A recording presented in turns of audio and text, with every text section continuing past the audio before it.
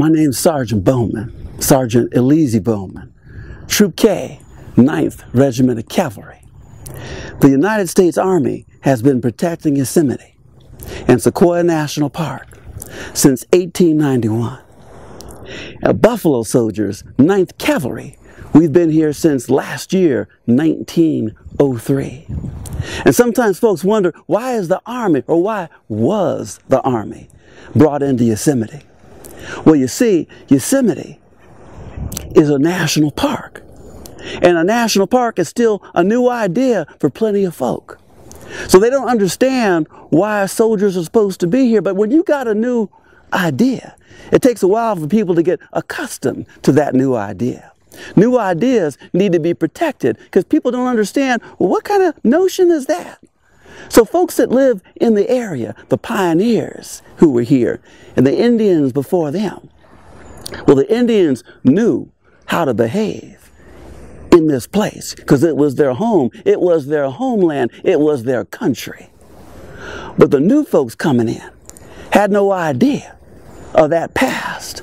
So they come up here and they shoot the deer to feed themselves. They cut the trees down for firewood to keep their children warm come winter. And it is winter here in Yosemite. And I tell you, I'm from South Carolina. We don't get much snow in South Carolina. So I'm not accustomed to the climate around here. So when the park was created and that new idea was created, people didn't know how to behave. They did what they used to do. They'd ride up here and they'd shoot the deer to feed their family and cut the trees down. But now a line was drawn on the map, but it was not drawn in the human heart. And those folks did not stop doing what they had been doing all those years. So the Army had to come in to enforce the rules and regulations and to call it something different. Now, shooting the deer ain't feeding your family. Shooting the deer is called poaching.